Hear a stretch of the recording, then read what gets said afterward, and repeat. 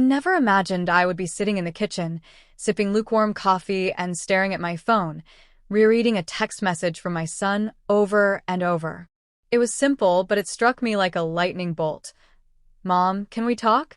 I need help. It's about my first time. At first, I was confused. I wasn't sure what he meant. His first time doing what? Driving alone? Filing taxes? Cooking something more than ramen noodles? But as the weight of the words sank in, I realized exactly what he was talking about. And suddenly, I was taken back to when I was his age, nervous, confused, and afraid of judgment. I sighed, put the mug down, and texted him back. Of course, honey. I'm here. Come talk to me. Tyler had just turned 18 a couple of months ago. He was my only child, and since his father and I separated when he was 10, we had grown incredibly close. I'd always tried to maintain an open, honest relationship with him, one where he could come to me about anything. But still, this felt different. This felt vulnerable in a way neither of us had dared to explore before. He came into the house about 20 minutes later, his hoodie pulled low over his head, his hands shoved deep in his pockets. He looked like a little boy again, nervous and unsure. I was sitting on the couch, waiting for him, and when he sat down across from me, I could feel the tension swirling in the room like a fog. I don't even know how to start, he mumbled, his eyes locked on the floor. You already did, sweetheart, I said gently. And I'm proud of you for reaching out. He hesitated for a moment before blurting it out. I think I'm ready to, be with someone. But I'm scared I'll mess it up. I've never done anything like that, and I don't want it to be awful. And I don't have anyone else to talk to about it. His words spilled out in a rush, and when he was done, he looked like he wanted to disappear.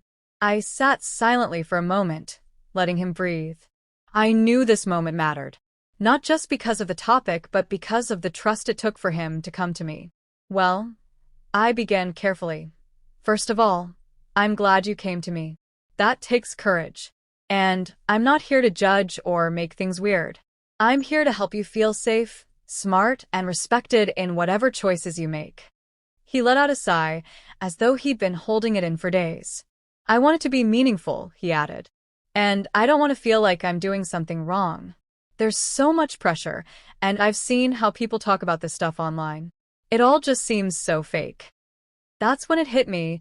What he really needed wasn't instruction or tips. He needed reassurance, guidance, a sense of emotional understanding that the internet, his friends, and even his dad couldn't give him. We spent the next hour just talking about relationships, boundaries, communication, respect for himself and for whoever he shared that experience with.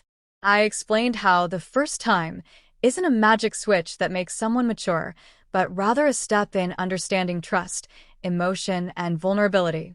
He asked questions, and I answered them honestly. Not clinically, but carefully, like a parent who wanted her child to enter the world not with fear or pressure, but with self-awareness and confidence.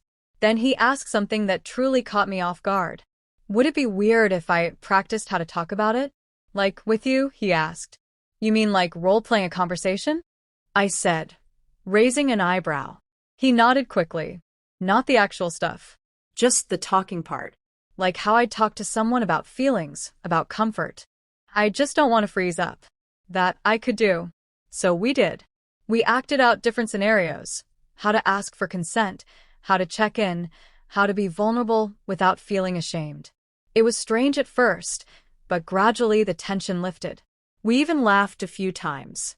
He said it was the first time he ever felt like he had a clear idea of how emotional connection really worked. Over the next few days, Tyler seemed different, not in a bad way, but in a way that told me he was processing things. He was more thoughtful, more at ease. He came home from school one day and said, I actually talked to Emma today about how I feel. Like, real feelings. And she didn't run away. I smiled. That's because you're learning how to be real. And realness is rare. A week later, he came into my room late at night. He was holding a small box, looking more nervous than I'd ever seen him. I got these just in case, he said, holding out the box. It was a pack of protection. I don't think I'm ready just yet. but I wanted to be prepared when the time comes. I took the box from his hand, nodded approvingly, and handed it back. Good call. Being ready isn't just about what you feel, but what you do. That shows maturity. He smiled. Thanks, Mom. I don't think I could have talked to anyone else about this. The next weekend, I overheard him on the phone, having an actual, honest conversation with Emma. I didn't eavesdrop, but I caught enough to know he was being respectful, kind, and sincere. He was setting boundaries, asking for consent, and most of all, making sure she was comfortable with every step. When he hung up and came to say goodnight, he gave me a hug. Not the usual one-armed, quick squeeze I'd gotten used to, but a real hug. The kind that says thank you without words. That night, I laid awake for a while. Not because I was worried, but because I realized I had just witnessed my son take his first real steps into adulthood.